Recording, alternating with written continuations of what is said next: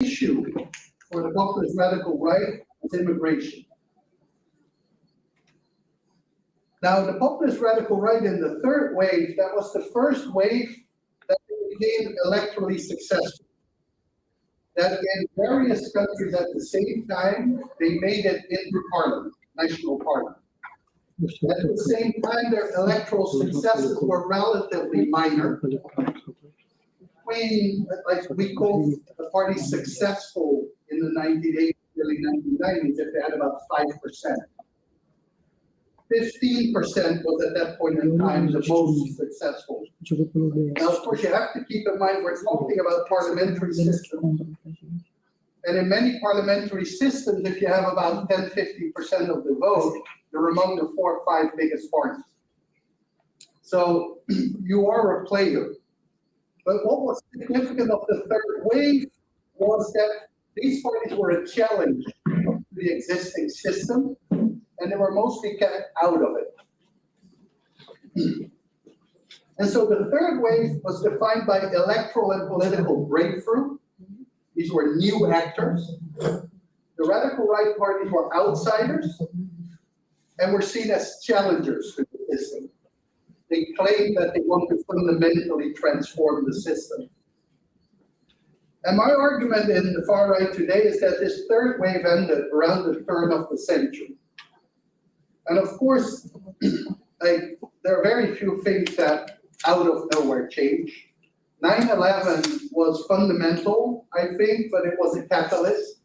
Critique of multiculturalism had already increased, but was not acceptable yet in the late 1990s.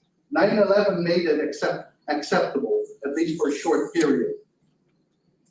And so my argument is that the fourth wave is qualitatively and quantitatively different.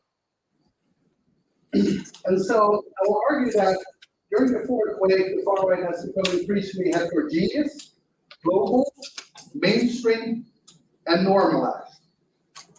And this has led to shifting and porous borders on the one hand between the mainstream right and the radical right, but over the last years also between the radical right and the extreme right.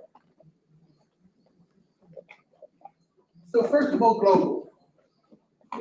As I said, the agreement of the three waves was developed on Western Europe. Of course, at that point in time, Central and Eastern Europe was still communist, and so there was no space for the radical right. There was some radical right electorally successful in other countries. Israel, for example, in the 1980s, the first radical right parties entered the Knesset, even the government. The BJP in India predates this, but not by much. But today, the radical right the far right is the main actor in almost every continent.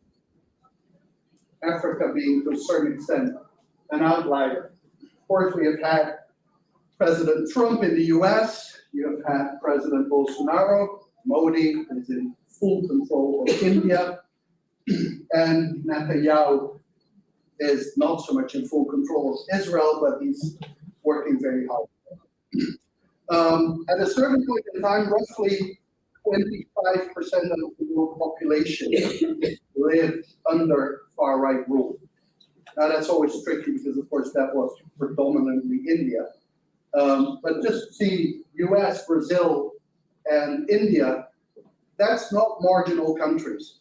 So the far right is no longer just a national player, but simply by being big in big countries, it is also an international player.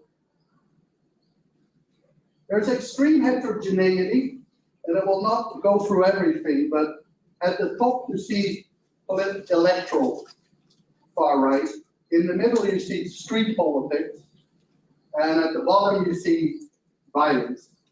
I'm not going to talk about the other thing, I just want to focus on the electoral part. So on the electoral part, we have a president who doesn't have his own party. Right? So we have a far-right president without a far-right party. In the middle, from my own country, we have the Party of Freedom. That is a party that has only one member. technically two members, Care Builders, and the foundation of which Care Builders is the only member. No other, even though we have 17 representatives in parliament. So 16 of them represent the party they're not allowed to be a member of. But on the other hand, you have the BJP of Modi, which is allegedly the largest political party in the world, claiming more than 100 million members. So even within electoral politics, we have a massive heterogeneity in terms of actors, from people without any infrastructure to people who have pretty much a shadow state in the state, as the BJP is actually the electoral face of the Sanparivar, which is a very large group of Hindu nationalist groups, which have schools, which have boys and girls. It truly is the biggest non-state actor in India. And I think this heterogeneity goes way, way further. Even if you think about populist radical right parties in Europe, right? Some are 5 years old, others are 50 years old.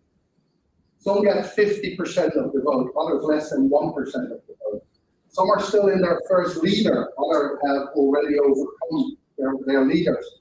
Obviously, a political party that exists for 50 years operates differently than one that exists for 3 years.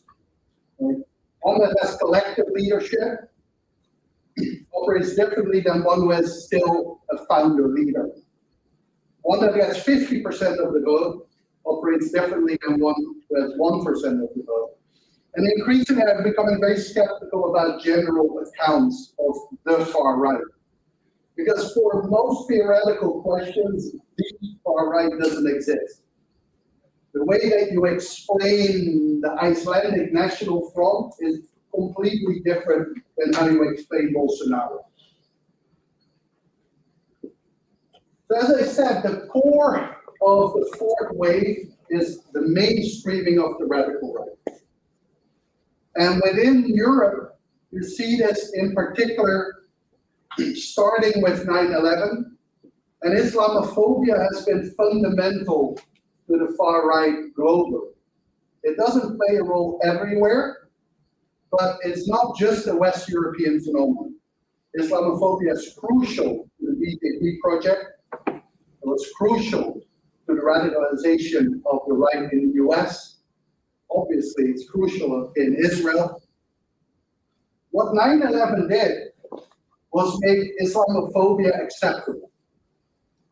But by that, it created a bridge, discursive at first, but political later, between the mainstream right in particular and the radical right. They now not only share the issue, they share largely a frame. Muslims are a danger. They're a danger to liberal democracy. That's what everyone agrees on in the camp. But also kind of to our way of life. It was partly liberal democracy and partly nation, right? Now the so-called crisis of 2015-16 was another catalyst of that, of the mainstreaming of radical right ideas. And what is important is that the mainstreaming is of the issues, but also of the issue frames and the issue position. What I mean is that it's not just about the fact that immigration and integration have dominated much of the elections in Europe, particularly Western Europe, but after 2015, Eastern Europe too, since 2000. It is how the issue is framed. You can talk about immigration in terms of just legal issues. Right? How do you regulate? Or economic issues. Who do we need? Who don't we need? Today, in the last decades, we only talk about immigration as in identity and security. On top of that, nowadays, immigration is framed as a threat to national identity and national security, not only by the radical right, but pretty much by the mainstream. The mainstream has declared multiculturalism to have failed. In the 1980s, 1990s, the radical right was the only one who said it. And a good example, but of course only works if you know French politics, is if you would compare the mainstream right and the radical right in the 1980s, 1990s, which were called UNP and FN, and the differences between them, which were still pretty clear, to the difference between their successors today, which are the Républicains and the Rassemblement National of Marine Le Pen. And there is virtually no light between those two. The Républicains have virtually the same issues, policy frames, and policies. But it's not only ideologically, it's also a political collaboration. In the last 2 decades, so in the third wave of all the governments, national governments of Western Europe, there was one with a radical right party. Today, the majority of EU members states have had a coalition with a radical right party at the national or subnational level. So they're no longer excluded. They're no longer outside. They're not seen as challengers anymore. They're part of the system. And this has led also to the fact, of course, that radical right policies are no longer exclusive to radical right parties. This is not just the case of right-wing parties, but probably the most nativist government today, perhaps not anymore with the Italians, but before that are the Danes. And in Denmark, it's the Social Democrats who have implemented some of the strictest immigration policies in Europe. Now, mainstreaming is an empirical process that just looks at whether what mainstream parties and what radical right parties say, whether that is the same. And to be clear, the mainstream is not a consequence of the moderation of the radical right. It's a consequence of the radicalization of the mainstream right. The mainstream right has become more authoritarian, has become particularly more nativist, and it has adopted populist discourse. Not so much policies, although populist policies are in itself a bit problematic to define. Now, normalization is a normative process. And it has worked in this way in a broader media discourse and political discourse. You see increasingly that if there is a reference to the people or the concerned people, they actually refer to people to the electorate of the radical right. And so it's very common that if there are protests against refugees somewhere, that the reference is not to racist protests, it is to protest by concerned citizens. Or the people have had enough. There's a big discourse in 2017 when the AfD won 12.6% in Germany, right? And that election was declared as the people have rejected Angela Merkel's open door policy.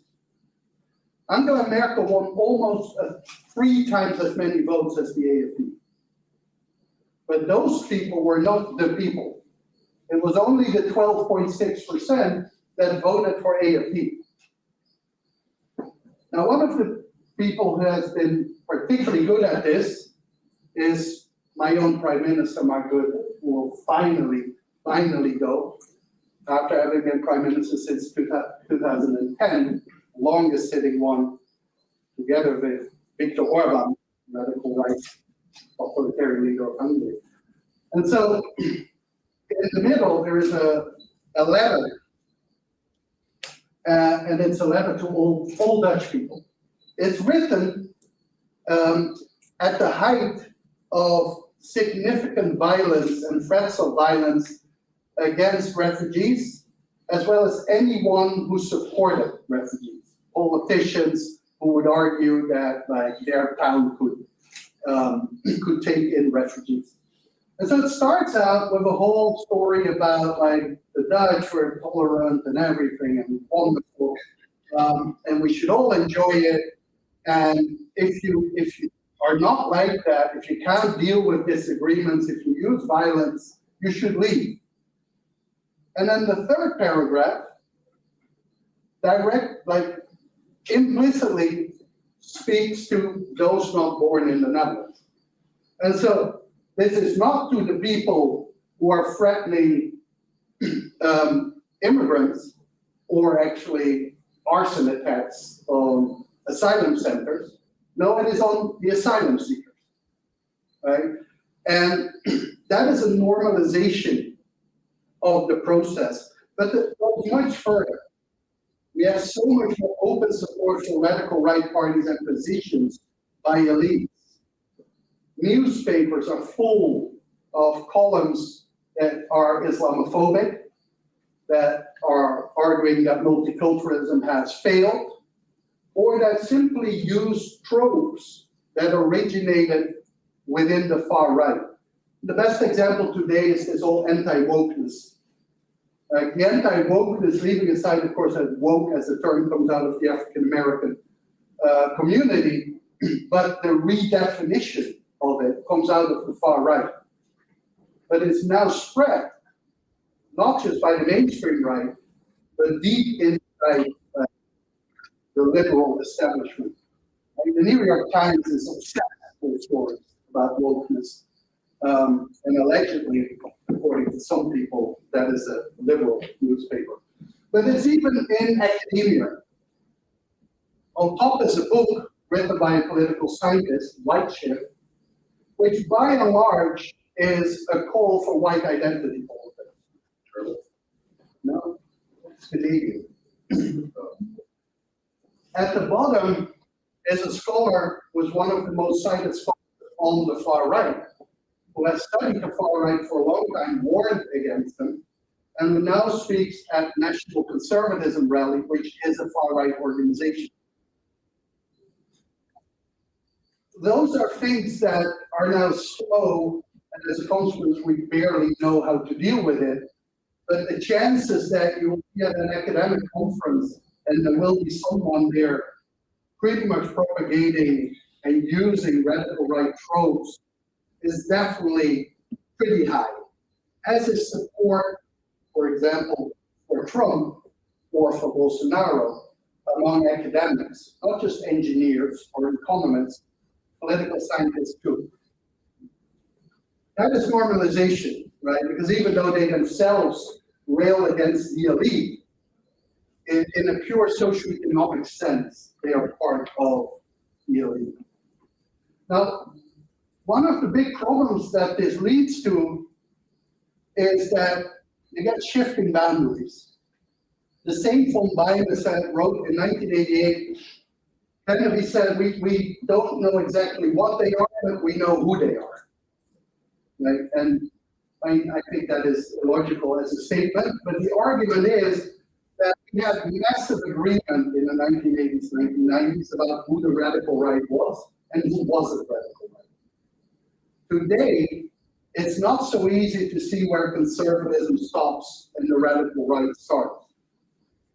The Republican Party, the Conservative Party in Britain, the Likud, even the party of Mark Rutte, we often say, well, they are not really radical right, they're just opportunistic, they just use it. But okay, but what if you use it for 20 years? Do you really think that that doesn't become the DNA of your party?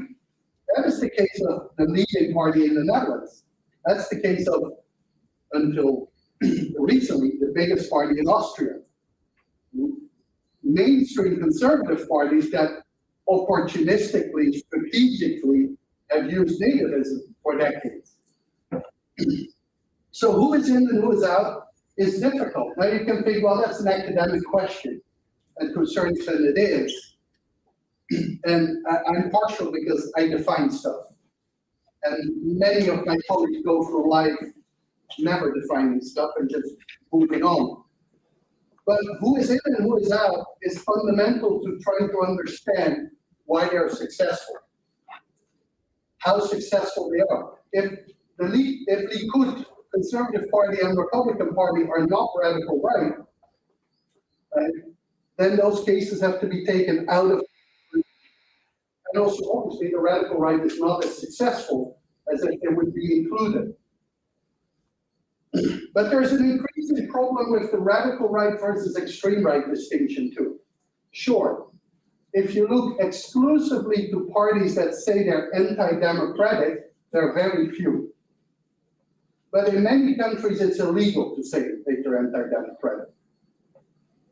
If you look at what parties do or imply, it becomes much more difficult. If you look at, for the sake of argument, Bolsonarismo, then you will see that among a lot of their supporters, they support the coup of January 8th. Now, they will argue that that was to save democracy, but it's still a coup, right? And so it's still extreme. It's anti-democratic. The same with the Republicans. The vast majority of Republican candidates and supporters now discuss the coup of January 6th as a tourism trip or as a free speech. And so it's actually pretty much the end of your political career if you speak out as a Republican politician against the coup. You can speak out against Trump to a certain extent, but not against the coup. There is a rejection of the election result in various countries among supporters and elites of the radical right. In a country like the US, there is voter suppression, massive voter suppression in certain cases. Now, all of that is allegedly to save democracy, right? But in practice, it shows a very tense relationship with democracy. Now, the problem, of course, is that it was easy for Hitler and Mussolini. They would openly state and rail against democracy. Today, anti-democrats claim to be the real Democrats. And that makes it hard to say, where do you cross that border? Another example actually is Viktor Orban. Viktor Orban, elected in 2010 in Hungary, pretty moderate agenda at that point in time. Within a year, passed a new constitution, and pretty much within 4 years had killed liberal democracy. Today, you could pretty much argue that he has killed democracy as such too. There are free elections, but they're not fair. In the last election, the combined opposition had 6 minutes of time on state media. Now, Orban, of course, had hours and hours and hours. He controls the electoral board. He controls almost everything, right? Now, of course, he will say, no, sure, if the opposition wins, we will accept it. Given how he has taken away virtually every right or possibility to win over the last almost 15 years, that's pretty naive to assume that he wouldn't use the electoral board to stay in power. And that is a significant element, of course, because Orban has pretty much killed the democratic system of Hungary while being a member state of the EU. The EU, for all its flaws, and there are many, is still the largest project of liberal democracy in world history. And if international pressure would ever be important and powerful, it would be within the structure of the EU, right? And so that says a lot about like how weak we are or have been in the face of the far-right struggle. Now let's go to your country. I think in many ways Brazil is a perfect example of the fourth wave. You have a mainstreaming. To a certain extent, the Bolsonaro movement, and definitely the electoral phenomenon, was a hybrid of mainstream right and radical right. mixed in, of course, with the Christian right. There's a strong normalization, less now than there was in 2018, but in 2018, supporters of Bolsonaro himself would be seen as a normal politician. Definitely the arguments, support came from almost all of the elites, economic, cultural, political, the media I'm talking about there. And Bolsonaro has a strong focus on gender ideology, so-called gender ideology, which is a point that is becoming more and more central in the radical right, the far right, globally. Doesn't mean that it's everywhere the key thing, but it's very central in Poland, for example, it's very central in Hungary, in the US.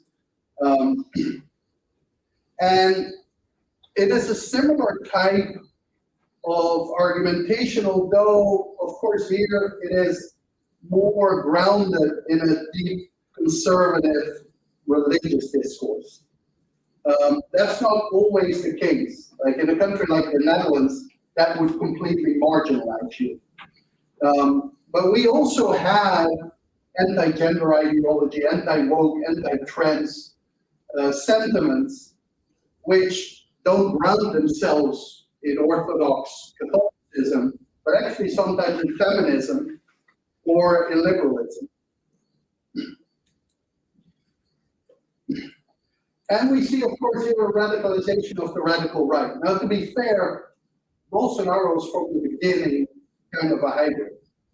The way he spoke about the military dictatorship, the way that he kind of flirted with a potential self-coup, went way further than most radical right did before they came to power. But with the coup of January 8th, those boundaries between radical right and extreme right have become very porous. And the radicalization, I think, as well as I would say that the move towards more populism, I think has a lot to do simply with the fact that a significant part of the traditional elite turned away from him in the first years of his presidency. And so initially, when in 2018, the violence represented the right against the left. During his presidency, particularly at the end, among his critics were now also some people on the right, prominent people on the right, and of course, prominent people in the system, which radicalized him. Another thing of the radicalization, incidentally, it's not in the book, but I think it has to do a lot with the corruption. And so, I mean, Benjamin Netanyahu is the best example of that. Netanyahu is currently killing as little of the liberal democracy that Israel had, which was mostly for the Jewish Israelis, purely to stay out of jail. This is not a political project. He is literally trying to stay out of jail. Trump is trying to stay out of jail, and we'll take the whole country down with him. Orban, one of the reasons why Orban will not give up power is because he and his whole family will go to jail because of corruption. Bolsonaro family will also face these kind of things. Erdogan, who's not typically radical as well. And so part of this becomes, particularly when they're in power, becomes also purely personal. But Brazil is also exceptional, perhaps even unique, as I said, at a far-right president without a far-right party. Now, Trump, to a certain extent, didn't have his own party, and perhaps, and I disagree, but many Americans thought that the Republican Party wasn't radical right yet in 2016. I think that's a very dubious claim. But now, the Republican Party is his party, right? And so, being a president without any structure is very, very rare. And yes, It's possible in the presidential system, but even in the presidential systems, it's not necessarily the outcome.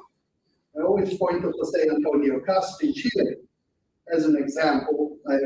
When he wins the presidency, which is highly likely the next presidential election, he will come in with a strong party. Actually, his Republican Party is currently the biggest faction in the Chilean parliament. Right? So it's not just because you have a presidential system that you have these complete outsiders. So Bolsonaro is different there. But it goes further. You don't really have a far-right political infrastructure, maybe I should say electorate. Of course, you have social media, you have to a certain extent online media, but he hasn't built a movement, and others haven't built a movement. Right? Because you don't need necessarily a party. You can also build other types of organizations. In the US currently, we have a growing radical right infrastructure, partly old conservative movements that have become radical right, like the Heritage Foundation, and partly new groups that are Trumpian groups, like Turning Point USA, a fairly large college student organization. As far as I know, you don't have an equivalent here. Of course, you do have a very broad support for the, let's say, the radical right ideas that Bolsonaro won with. They are propagated not just in media and social media, but by politicians who work for different parties and who overall did well, which is, where do you go? If you look at the election, then Bolsonaro loses, but to a certain extent, Bolsonarismo wins, becomes stronger in Congress. You look at the coup, you see elite rejection. And to be honest, I'm sure that there are people here who think could have been much stronger. Probably, but I live in the US, and there the whole right-wing camp has pretty much embraced the coup. Trump is not barred. Right? We're still fighting that fight now with 4 cases. And so, for whatever it's worth, there is pretty clear elite rejection, and not just on the day itself, because that was the same in the US. Actually, on the day itself, most Republicans rejected the coup. But about 2 weeks later, we are 2 weeks later, half a year later, and it hasn't changed much. And of course, Bolsonaro is barred until 2030 for the moment. That can easily be run down. That being said, you miss your figurehead. Now, to be clear, I don't think Bolsonaro is a charismatic leader, or Trump is. I don't think the term is particularly useful in general. What I mean in a Bavarian sense is that there is a small group of people who vote for Bolsonaro because they believe that he is the savior. Trump, but the vast majority of voters do not think that he's the savior. He is either the best right-wing candidate, or he is just anyone else that they pick. But he's also the person who brings that bloc together. And it's not necessarily the case that any person with the same ideas can do that. And so for someone to replace him in the next presidential elections and keep that coalition together is not so easy. And you see that, for example, in the US. No one can dethrone Trump within the right-wing camp. Despite DeSantis getting all this money and media attention from the right-wing camp and the big donors, he's below 20%, and Trump stays at 50%. So where is today? This is a divided country. I don't like to say polarized, because polarization assumes that both the left and the right has radicalized. Clearly, the PP hasn't. If anything, it has moderated. That's the only way they could defeat Bolsonaro. But we also, in the literature, sometimes speak about effective polarization. And that is about how you see the other. And in that sense, Brazil and the US are deeply polarized. In the terms of Mouffe, Chantal Mouffe, it's not an agonistic but an antagonistic relationship. The other one is not your legitimate opponent, it is an illegitimate enemy. It's not someone who stands for a vision that's different from you, but within the basic values. No, it's the person who's going to destroy what you believe in. And that's not just Bolsonaristas who think that, that's also the other side. And that, of course, creates problems for systems that are made really for consensus, because liberal democracy is about pluralism and is about consensus in one way or another. You have a radicalized far right, and I'm talking here about the big of Bolsonaro for this moment, not about the broader right that has supported him. You have a group that wanted the coup to succeed, that believes that they have been betrayed. Where that goes is difficult to say, but small-scale violence would increase. And then finally, you might have a Bolsonarismo without Bolsonaro. Now, I don't know how the media works here, but if they work the same as in the US, they're going to speculate about his sons. And I've never understood that. But I think that's just to do with these weird charismatic leadership stuff. But most of the cases, the sons do not live up to the fathers. That's the case with Yair Netanyahu, Eduardo Bolsonaro, Donald Trump Jr. First of all, they often have a very different personal career. They come out of privilege in a very different way. So Trump comes out of privilege. But I still thought, Trump was marginalized by the community. Donald Trump Jr. just doesn't have pretty much everything that made Trump big. Bolsonaro's sons were not in the army, as far as I know, and definitely not common thing. And so, while some of them might play an important role, particularly in some of the media and internationally, this is also in part financial. These people also have to eat, and those things can make good money. But I don't think that they can replace the father. Right? And so, at the same time, the ideology doesn't need the man to survive. Because the ideology is being propagated by all kinds of mainstream actors.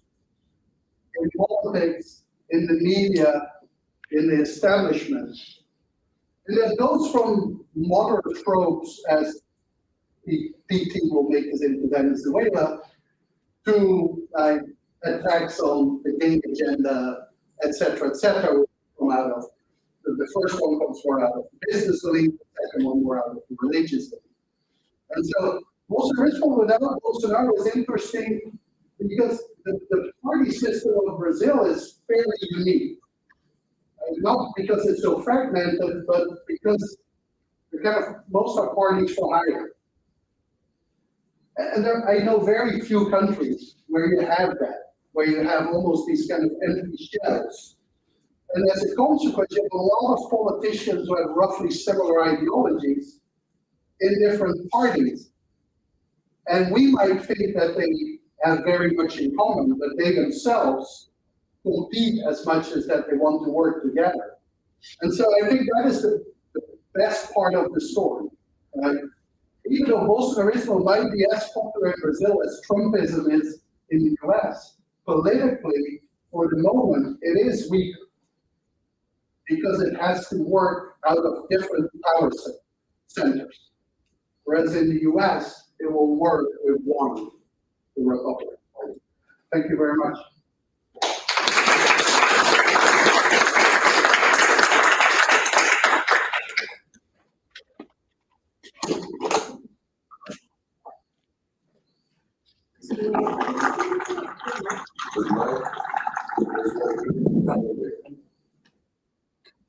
Yeah. Thank you so much for the talk. Let me start our discussion by raising a few questions. The first is, where in this discussion does neoliberalism fit? And I'm thinking of Wendy Brown's argument on authoritarianism and hyper visions of the world. In Latin America, this discourse on the market solves all. You see it now in Argentina, you see it in Chile, you are here with Bolsonaro. If you look at the radical right in the past, it wasn't as clear. It's kind of a Pinochet model of authoritarianism and a discourse on how the state is a barrier to what, in a sense, you mentioned this natural development of inequality, but very much within the neoliberal discourse. So, first question. Second question, one comment on Brazil, which I think is important to include in this discussion, is the role of the military. Bolsonaro did not have a political party. His political party was the military. Before he came to power and when he was in power. So I think that this has to be, it's not the case in other countries in Latin America. He had a very peculiar relationship with the military, and of course the military had a very peculiar relationship with the PT.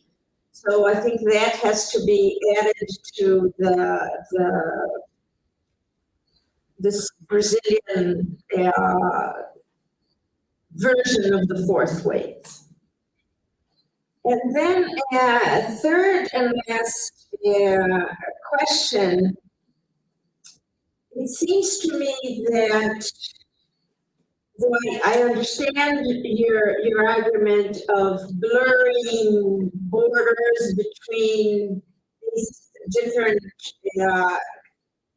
groups or characteristics, you yourself, I think, in your work, give us a reference for establishing that this group is on the radical right and this one is not, when you raise a conceptual analysis of how they behave, react to liberal democracy. And I'm not talking about elections, but all the other elements of liberal democracy.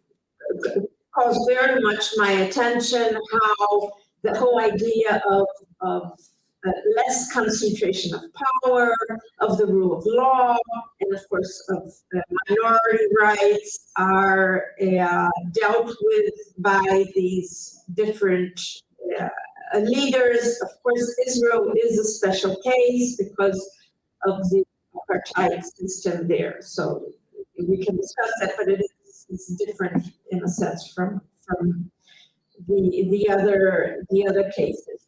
And finally, I would ask you, as an IR person that is interested in multilateralism, is there still, and of course, after having lived through the BRICS expansion, which of course impacted us all in the manner that of course it was done and the countries that were included, is there still room for the defense of democracy within the multilateral systems? Is there a role for the defense of democracy, the protection of democracy, support for democracy within the multilateral systems that we have? I'm going to work back. So with the last question first. I think I'm loud enough. Not loud enough? So I was always very skeptical about the role of the international pressure, society, whatever, in the democratization literature. At least the one that I contributed in the early 2000s. First of all, of course, as Latin Americans will know very well, it was always power politics. It was always hypocritical. Certain countries were pressured for democratic reform, mostly those without a strategic position for natural resources, and others were not so much pressured. I think, as I said, Hungary and the EU has made clear how weak it really is, not how weak it can be. It can be way stronger. I'm not arguing that the EU could have prevented the breakdown of liberal democracy in Hungary, but if it would have stood up to Orban, the situation in Poland, for example, could have been very different. The situation in Slovenia could have been very different. In Slovakia, which is soon going to turn illiberal again.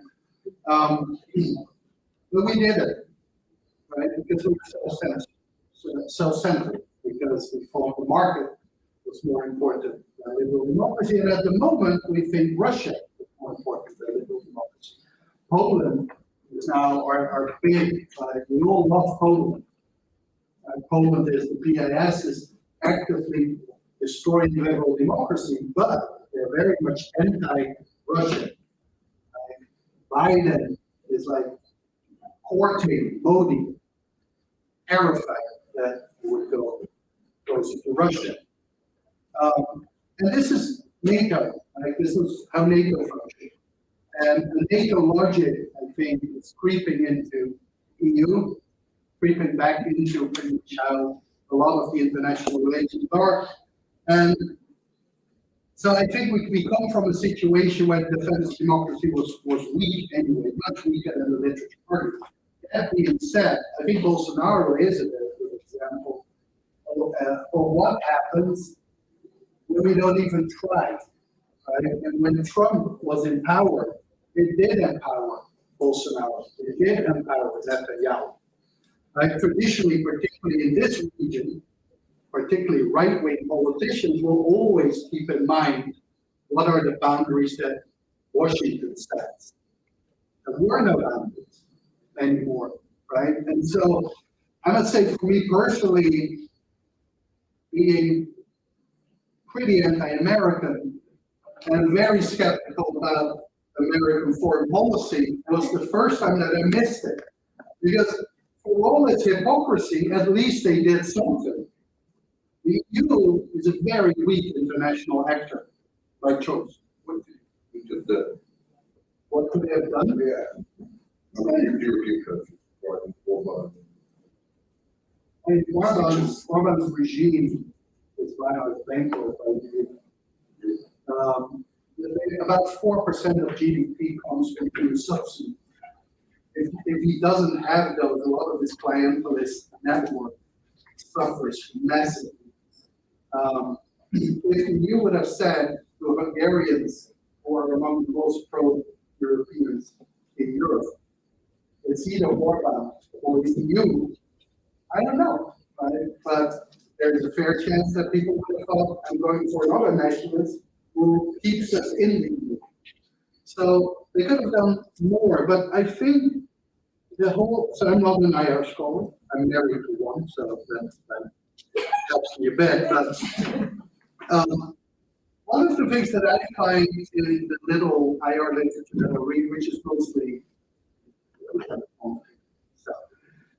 is that there's still a very naive understanding about the effect of international pressure.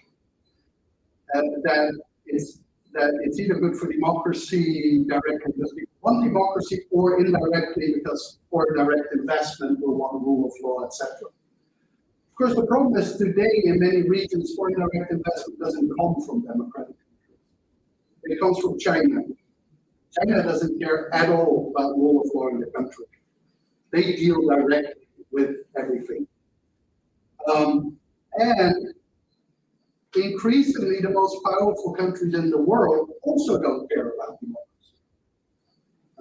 Russia, of course, China, but now at times also the US and Brazil for the region also that is important. And so at a certain point in time, like going, Norway is not going to do it by itself. And we're getting almost to that situation that the only ones who are not purely instrumental are small, irrelevant countries.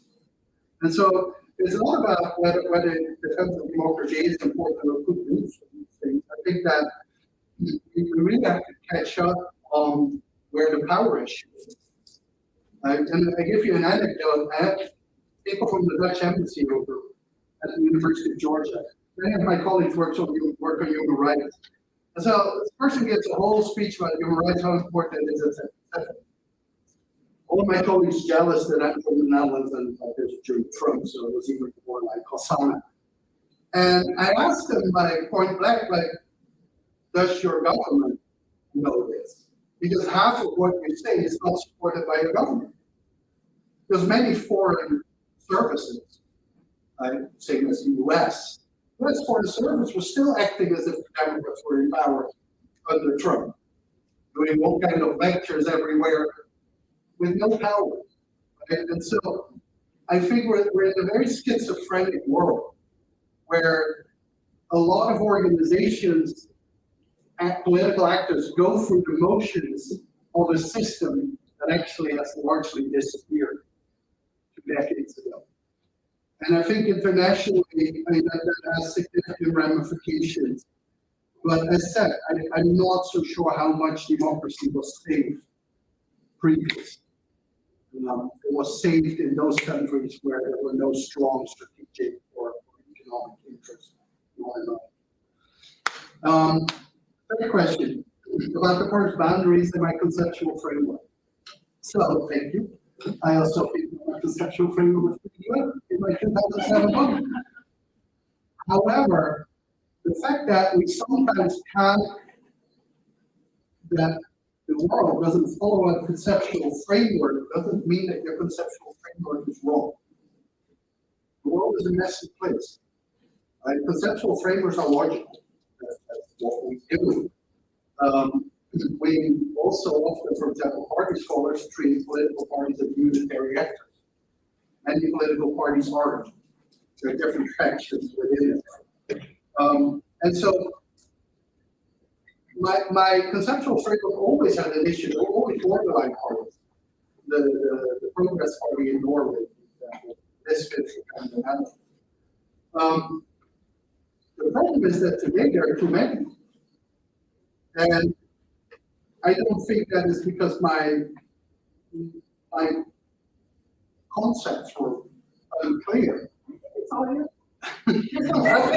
also fine with taking that as long as you're citing but I'm wrong. But I mean, I think that we really, on the one hand, have shifting parties, and there's always conceptual clarity when parties change. Because when they're in the process of changing, we don't know where they end. I think right now it's completely clear that the Republican Party is a radical right party. 10 years ago, that wasn't so clear. Right? And so I think we're in that process at a different level, and I haven't thought it through all the way, but something that occurs to me when I teach is our definition of liberal democracy gets more and more demanding. I recently had some of my students who would argue that someone was an extreme right party because they didn't support trans rights. Now, I'm okay with that normatively, but if that is the measure, then we're all extremists. Like every country is not democratic, and every party almost is non-democratic. Even like if you take serious that gender equality is part of your conception of liberal democracy, And most countries today are still not liberal democratic, and the vast majority were liberal democratic in the 1960s and 70s. So we have to rethink all of our work of like how long we have been democratic. And so this is one of the things that happens, particularly now that the far right, and particularly in Latin America, nativism isn't particularly seen, but gender ideology, sexuality are. And so now we're going to say, well, people who are against gay rights or gay marriage, right? That is against liberal democracy. But if that is true, then you have to go back to everything you've written in the last decade. That means that in the 1980s, virtually every single party was not liberal democratic. Christian Democrats, conservatives, liberals in many cases, and even social democrats. And I don't know where to go with that, right? But one of the things that I dislike is how we change stuff in the now and don't look back at what are the consequences of that change. And I'm not arguing that this isn't good. I think gender equality, trans rights, they're all fundamental. But we also have to acknowledge that these are very recent issues and have not been qualified. This goes to a different category, like all these quantitative projects that talk about like democracy, where they have countries that have democracy before like women could vote. Like, I mean, seriously, like, but that's Was the U.S. under Jim Crow? so that again, but actually not only Jim Crow. I mean, voter suppression in the U.S. is so substantial in various states that you could argue that no presidential election was ever free. Right? And so, again, a little bit more reflection on the maps. I'm not saying that's our easy solution. Role of the military, I don't fully understand what the argument is, but I think in terms of elections, it kind of has a major role. It's minor player as a voting law. In terms of resources, well, the last election, perhaps, the voter suppression. The first and the second, what he did was, during the 3 years before this election, before 2018, he worked and very hard and created a base within the military. What are you talking about in terms of numbers? You're talking about 400,000. 330 just. The rest number was 370. Okay. Whatever. Ballpark. But all the families, the military families that are very, very important in this world. And I'm not saying that as a voting bloc, they are not going to be enough, but as a resource and as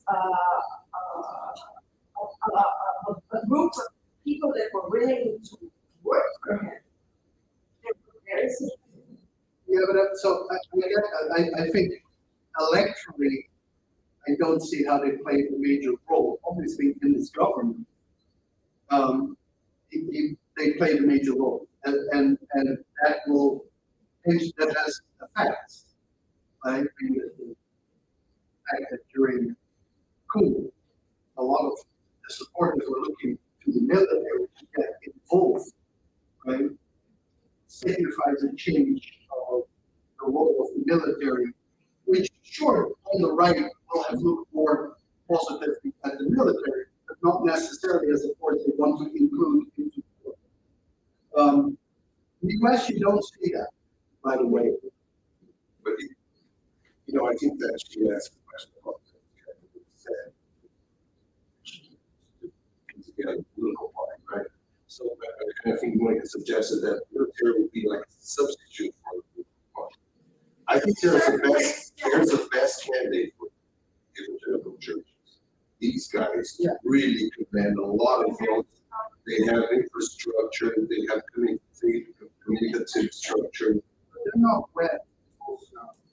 But they, Well, But they, I don't, I'm a party historian, sorry, but I'm a bit partial to this. A political party is a different type It's a of different thing. organization. yes, it is, but still, I think that the idea that you have an organization, this is not a political party, but an organization of a lot of social. people that is completely mobilized for your election, and that was worked, you know, they were created and worked for it during 3 years previous to his election. There's something very significant in terms of Monica, throughout his career, he was like a unionist. I mean, I'll leave that because I don't, know enough. The last point will be talking short. Neoliberalism features in two ways. Like on the one hand, there's an explanation of the radical right. I think it plays a role. At the same time, neoliberalism is almost like globalization. It's still broad and vague. That it's very hard to use in concrete explanations of elections. As part of the definition, arguing that neoliberalism is a core feature of radical right actors. So this is not the case in Western Europe or Eastern Europe. Despite some of the literature, it never was. It is currently being argued that it is a feature in which the Latin American radical right is different from the European or North American.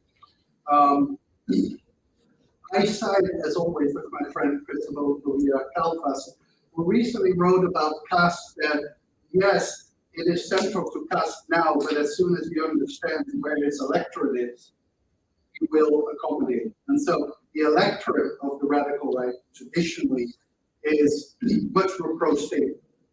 But what we call, like in our setting of Northern Europe, is welfare chauvinism. It wants provisions, but only for us, our people. There's another term called producerism, where you see society divided in three groups. The producers, which are the people who make everything, hardworking people, and they are squeezed from the top by the parasitic elite, who don't actually produce anything, but just live off the work of others, and from the bottom by the poor, which often are racialized. Right? And so most of the time that's immigrants, that's minorities. I think producerism is very strong in Latin America and will probably replace neoliberalism, even though some of the rhetoric remains.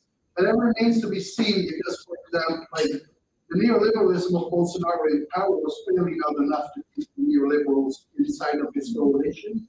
For Cas, neoliberalism has always been fundamental. And of course, Chile, the Chilean right is different in that respect. So I think at the moment, neoliberalism as a feature is more important in the Latin American context. I'm not sure whether that will remain once the parties and politicians and their electoral blocks start to shift. Can I take some questions from the audience? And there. They can start with. Sure. Go ahead. What's your name? Actually, I think it's not this is a question. It's more of a comment. I think it has something to do with what Monica was saying. I think that here in Brazil we have some confusion, sometimes to differentiate the anti-arms movement and the farming movement, because we have a major arms movement here today in Brazil, with the practice that I will also to say that in English.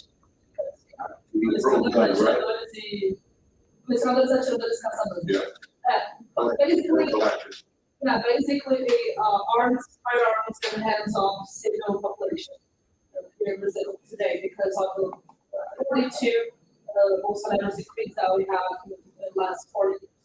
So that facilitates these arms and ammunition in the hands of civil population.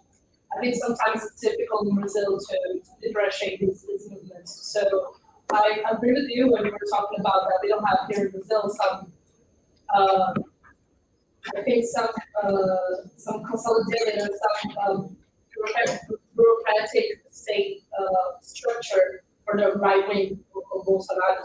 But we have here this is specific movement of arms, firearms movement, and actually a great part of them have the financial resources and financial cooperation from thousands. That is one of the major arms industries in Brazil today. And they actually have financial some specific campaigns in the last electoral process. And actually today we have most of the Chamber of Deputies here on the Parliament that is involved in this bancada bala. I don't know how to say that specific in English, but involved in this arms movement. So I think it's a specific thing that we have to talk about with the farming process in Brazil. And I work in a civil society organization here in Brazil that is called and we work with this arms and ammunition control. And I specifically, I have to monitorate all of these channels and YouTube and actually they are very persuasive. They have specific license, specific efforts to talk about this degree that we have from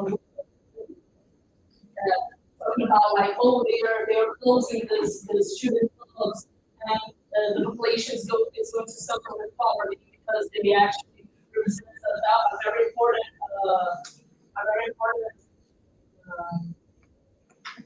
role in the BB economy. And actually, if you close this, most of the families that are involved in this industry are going to suffer from starving and things like that. It will mobilize a specific discourse and narratives that are very important in the context when we talk about the context of Brazil society.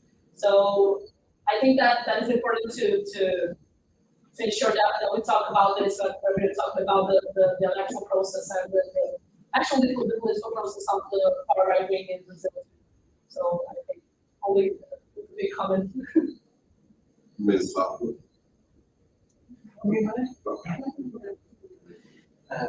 Just a quick thank you, Mr. Mudde, for the presentation. I was thinking about the behavior, how extreme right, far right behaves politically.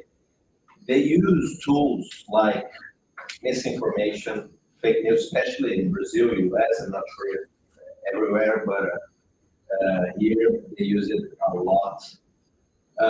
They use links with religion. They use links with the fight against corruption. They use links with patriotism, the defense of family. So those are things really important for lots of people. Sometimes some of these items, for some people, all of them combined. So they really plays like if you are in a sports competition and the other is really not playing by the rules, and sometimes you just can't avoid of them to do that. There's this whole discussion about freedom of speech. And on the other hand, you have this population that increasingly don't rely on traditional journalism. They are always getting informed by social media, especially the younger people. So this, which is obviously not the case of this audience, but this combination is really complicated. Is it possible to treat these people not using the same methods they use by the rules, and they're using all this. Is it possible? That's what. I have a question. I think that at least at the beginning there was some resistance in to use the word populist to describe these right-wing movements, because one of the arguments, even in the West, is that the left forgot how to be populist, how to speak to the common man. And this anti-systemic place was filled by the right. So my question is, what do you say of this? What's your opinion on this argument? I have another question, is that, and this may be an example of that, 5 stars in Italy tried to go from populism to the center-left position, align itself with the Democratic Party and so on. And instead of it, the voters chose the real right wing. And so if you can comment on this example as well.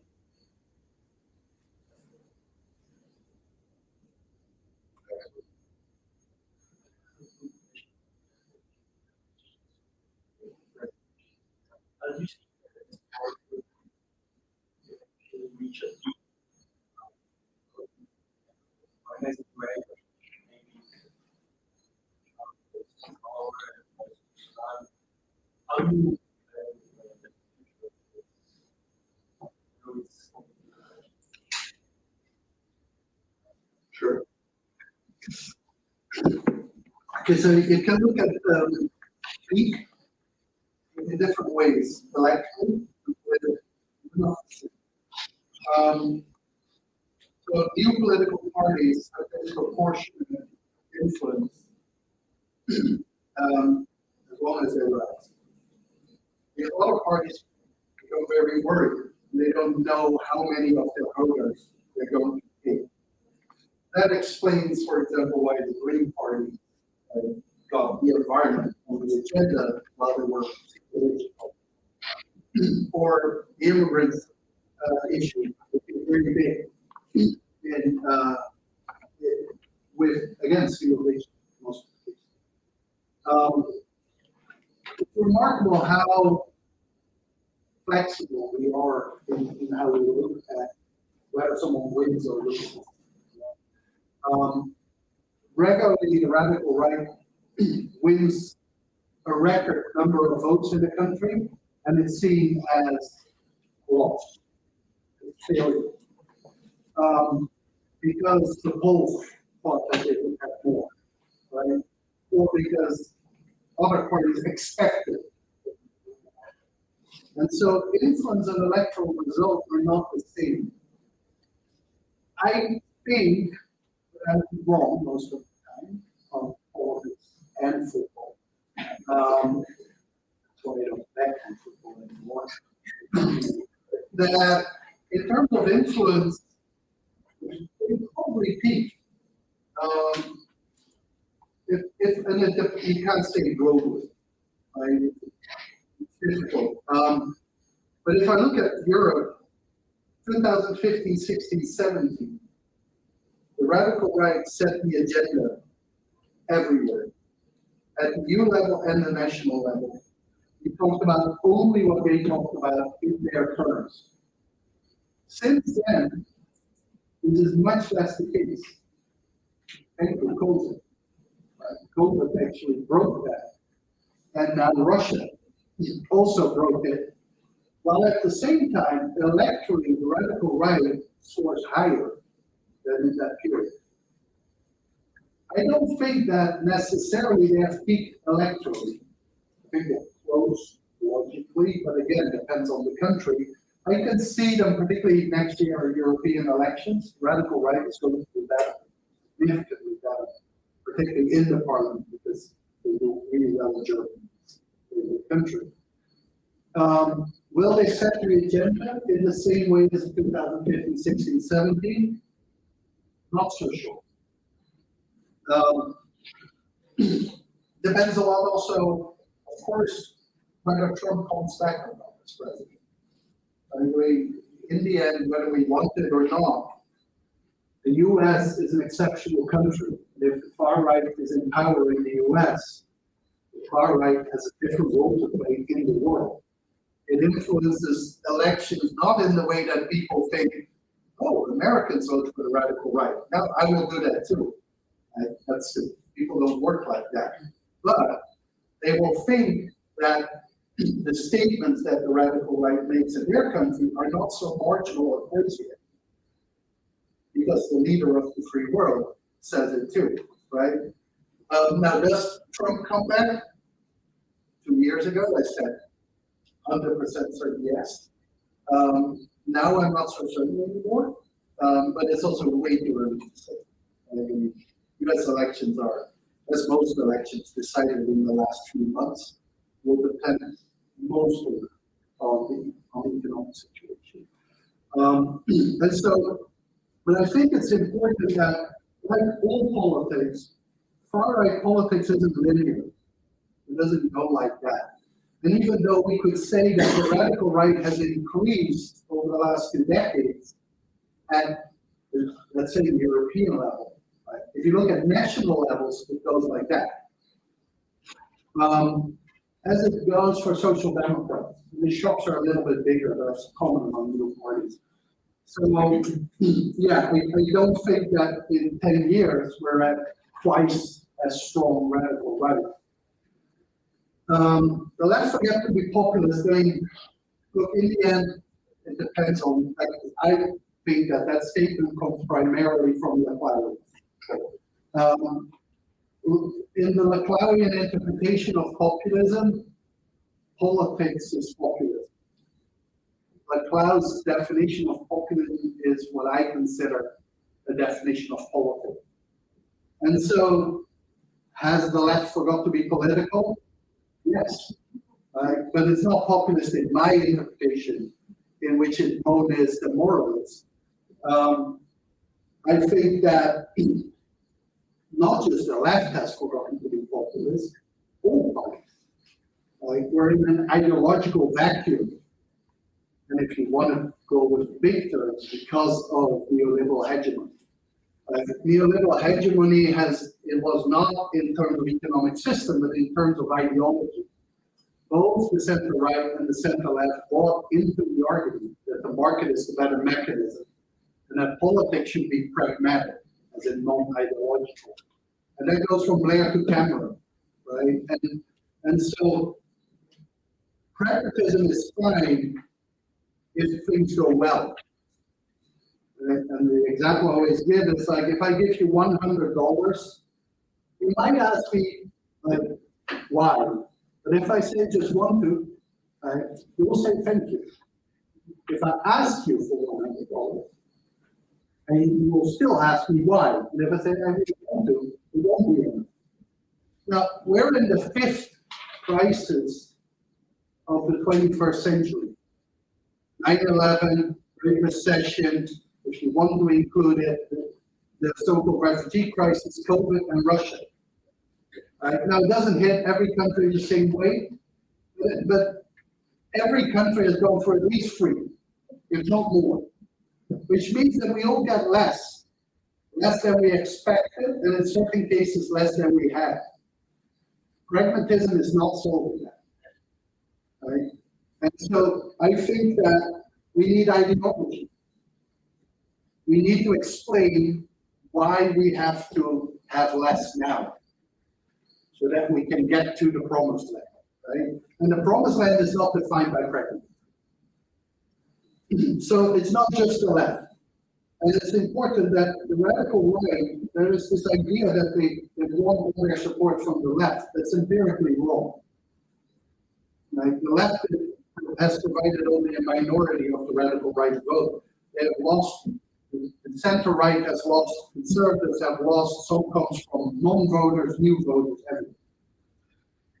So 5-star, I read that differently. Actually, 5-star lost the vast majority of its electorate when it was still populist.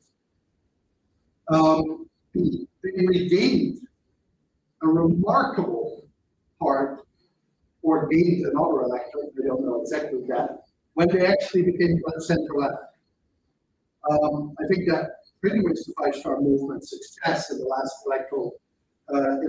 election was the second most remarkable thing after Brothers of Italy as well. And so you can do it. Long term, I don't know. Because long term, you kind of have the same agenda as another party. And that party had lost its way and now claims to have found it again. And at that point in time, people might return. But populism isn't forever. Right? I mean, the Sweden Democrats were populist, no longer. The Danish People's Party were populist, no longer. Podemos was populist, no longer.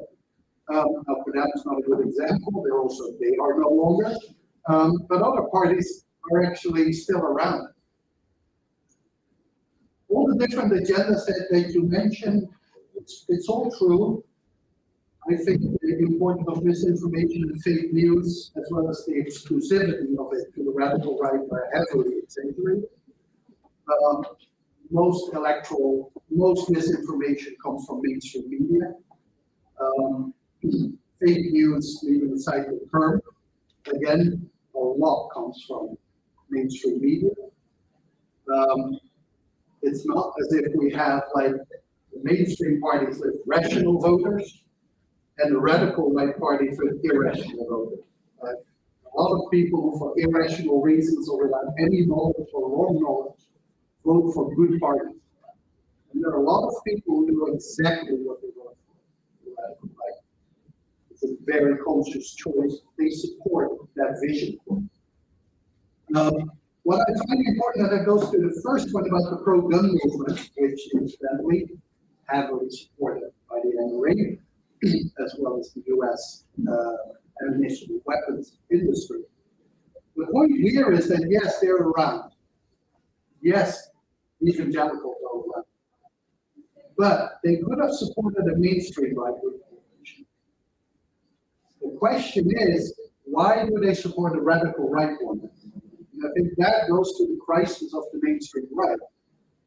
The mainstream right is no longer seen as strong enough to keep the left, which they see as socialist, right, away from power.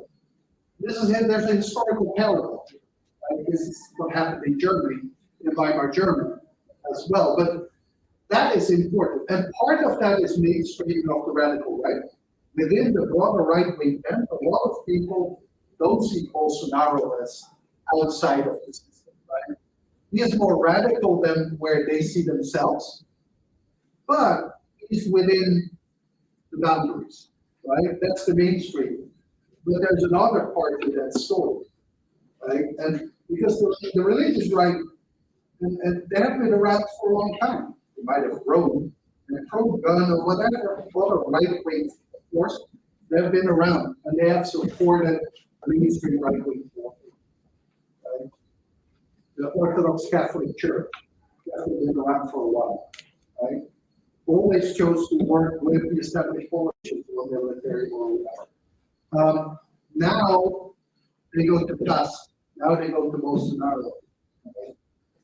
Right? That is, I think, the interesting question, and I think that has a lot to do with individual issues. Of course, it has to do with whether you have been in power during a crisis. Right? I mean, one of the fundamental problems of the left, for example, in many, many countries, is that they were in power during the Great Recession. And by and large, all bought into kind of an austerity policy. With that, they have lost the support of a generation. And almost anyone who became politically socialized during that period doesn't see the party of the welfare state, which I see. Right? They see the party of austerity, and they will see the party of austerity for many years to come. And so not having been in power works well if the situation is bad. And as I said, with 5 crises in less than 25 years, the situation is bad. Of course, it's not as simple as it sounds. It's much more complex. Thank you. So last round. Yeah, I'm going to. Thank you for your presentation. I would like to hear your thoughts about Middle Age in Argentina. How does it fit? And you had in the. Well, it's just an observation because I think that the fact that Trump was not in power in the United States during the Brazilian elections was important, very important, at least according to some reports. I mean, the Biden administration would have played a role, especially in trying to disencourage the military from supporting Bolsonaro's coup in a more broad or way. So, yes, not only in terms of influence, but I think that in some cases it may make a lot of difference in terms of who is in power in the United States. But, So. Just Okay.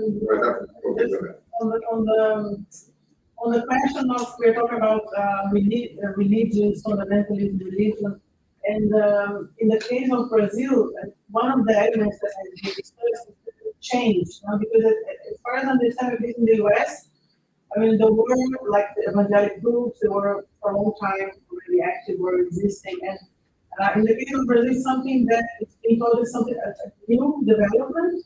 I don't know to what extent in the rest of Latin America, but it changed over these very last years. But what interests me to ask you is that the relation of not only as groups, as political groups or movements, of gathering of votes, but into this broader question of the question of science. It comes a lot, of course, with the question of elites and knowledge and so on, but they are mixed. So to what extent this idea that with the denialism of science, definitely for which the case of Bolsonaro and Trump and also climate change, these groups, they are related also in terms of having a normative view of the society. So again, because when we talk about Bolsonarism instead of Bolsonaro himself, and we made that point, I think that's one of the elements in Brazil, at least, it's deep. I think that we've been trying to understand what's the real impact of these changes in society, like from a broader point of view. And the fact that maybe this disappointment, or maybe only the elites, but disappointment of the solutions, the technical solutions, the science in terms of providing solutions for all those cries, and then you turn to some normative, to some spaces that some normative ideas or ideologies thinking about the good life, as the parties are not being able to be pragmatic or exactly with the same solution for all these issues. So, to what extent do you think this is something specific in Brazil, like this change, or do you see that in other countries as well, in terms of the role or the influence of fundamental or religion, not even fundamental, but religion as a space for collective thinking, and therefore bypassing parties and just presidential policy systems and go direct to someone who make that point. Can I ask a quick question? Yeah, I'm curious to know what you think of this case. Ziplocs, main pieces of that actually responsibility for allowing the populace, the anti-democratic beast into the political system instead of the conservative ride of the, Democrat conservatives. That's basically the argument, right? Yeah, They should prevent the entrance of these guys in front. yeah, I think, so it's one of the few books I'm reading challenged. Not just that, it's financially. But this argument is not very strong, though. It's a beautiful book. I mean, it's amazingly well how they capture the Minsky strength of Latin America with strength of, historical Europe, but the way it is written and presented is for me the only book of this whole doomsday code that dominated the bestseller lists for years. I give it to you, it's well written. What about the argument?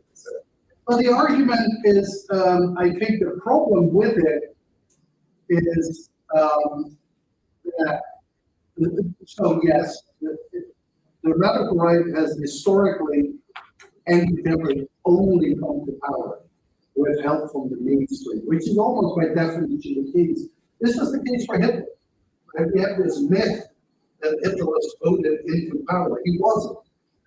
He had 1/3 of the vote. Only reason why he got the power was because the conservative forces made an alliance with him. They didn't have to. They chose and they thought they could control it. Fast forward 70 years, you have Trump and you have Bolsonaro. It's not only the conservative. I think mainstream media, including liberal media, play a major role. The New York Times plays a major role, in part by endless attacks on Hillary Clinton, but also in part by giving ridiculous attention to Trump. So I think that argument is good. My problem is when they talk about kind of the solution, because the solutions are naive. And so by and large, what they say, well, we by and large have to stick within the rules and respect the other. Yeah, that works if the other does that too. If the other doesn't respect the rules and doesn't respect you, you're probably going to be squashed. I call it the Schmidian paradox. But, and the other thing is that they want to have a broad alliance against it, but will not include any people who are illiberal. That is all nice and dandy, but in various countries you don't win. And so I wrote a column years ago arguing in favor of a coalition with Jobbik in Hungary. Jobbik is the traditional radical right party here. And people say, oh, you can't do that. Sure, you have to fight Orban, but you can't work with Jobbik. Well, good luck with your 25% of the vote. And Jobbik gets 20% of the vote. If you're going to exclude them, you lose. So under certain conditions, my example, and it is not a God win, but my example from a normative point of view, during the Second World War, the democratic resistance worked together with the communist resistance. They needed each other. They didn't want the other one to come to power, but they had a temporal alliance. And so if you exclude those, and this is one of the big problems in the US, for example, where many democratic groups will exclude people who are against abortion. If you do that, you're probably not going to win a majority. And that is fine. I also don't work with the American Enterprise Institute if it is about what society I want to have. If it is about saving liberal democracy, I will work with anyone who wants to save that. Even if they just want to save it so that they can themselves destroy it. That's the next struggle. We don't have that luxury situation in countries like Israel, in countries like Hungary, and I would argue in a country like the US. And so in that sense, I think the book doesn't in that sense, we don't live in the real world. And I think it's honestly, it's a difference. I had this issue a lot when I stayed to college. I live in Boston or New York or DC. They live in a different I have street cred because I do live in Georgia, and my neighbor is a Trump supporter, right? I mean, as is pretty much any white person over 30 that is not related to the university in some way or another. If you live like that, you understand that the margins for exclusion are just very small. And I think this is a problem. With regard to the evangelical, I'm not Latin Americanist. So with regard to the Malay question, I used to be a columnist and had an opinion about everything. I stopped because it's not good for me. I don't know anything about Malay, really, except for what I've learned earlier today and a few other things. I think for me, ideologically, Malay is a different animal. But to a certain extent, the functional equivalent of Cas and of Bolsonaro in the sense that he performs a similar function in the electoral and political system as the outsider who's going to mess it up. He will mess it up in a different way than Cas will mess it up or Bolsonaro will mess it up. But that's why they will probably have fairly similar electorates, even though one is libertarian, the other one is staunchly Catholic. But that's the extent to it. With regard to the role of religion, it's important that religion is very marginal in a lot of countries in Europe, which have very strong radical right parties. Religion is a cultural affair, it's not a religious affair. So radical right parties will say that they're Christian or Catholic in certain countries because the enemy is defined in ethno-religious terms these days. The enemy is Muslim, and if the enemy is defined in ethno-religious terms, you have to define us in those terms. And so we are Christian, but not in the way of the Bible. It's the argument that the Netherlands is a Christian society, or secular Christian society. When you don't have religion, what is usually the substitute for race? No, a lot of them. Yeah, well, ethnicity, we used to call it. Race is not used, but partly. But even when religion is used, it's often not really about religion. Right? So, I mean, the Lutfa of the BJP is not a fundamentalist Hinduism. They don't want a theocracy. It is a nationalism. And the Hindu nation is defined here.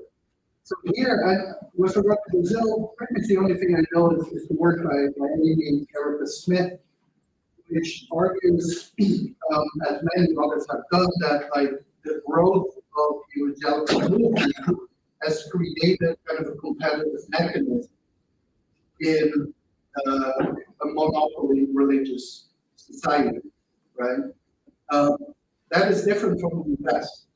The US never had a religious monopoly, so it was always a market.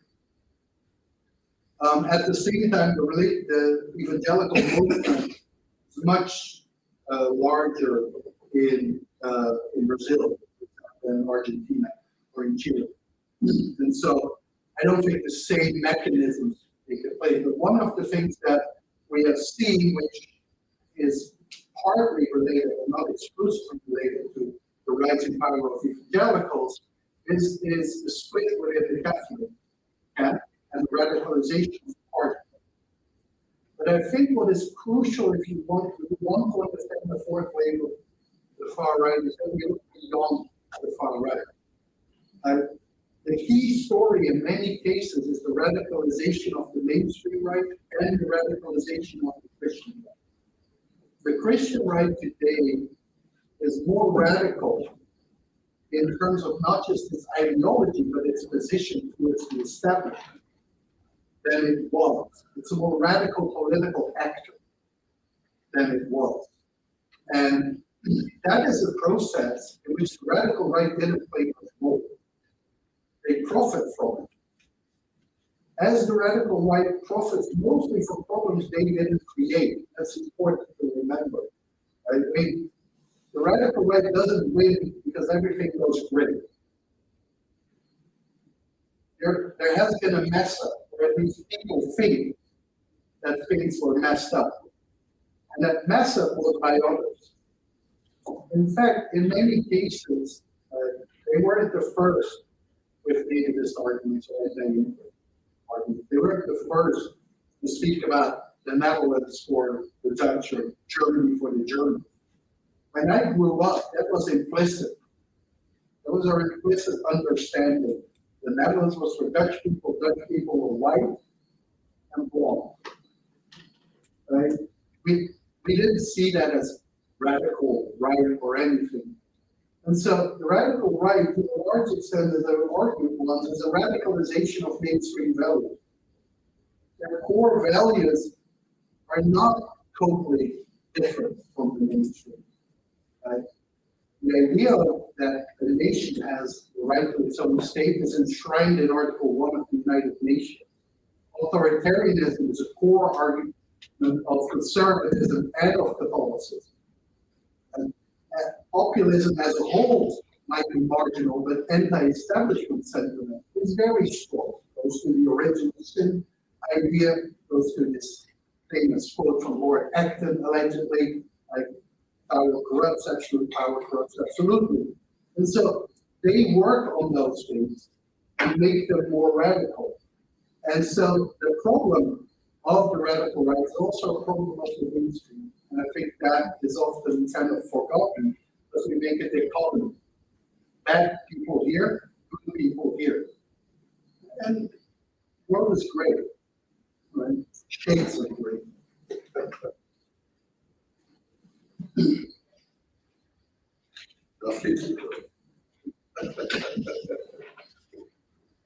Well, are we done?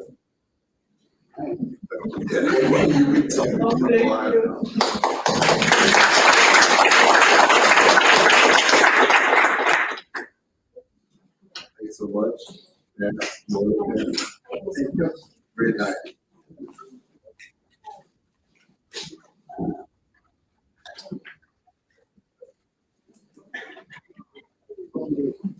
Wood.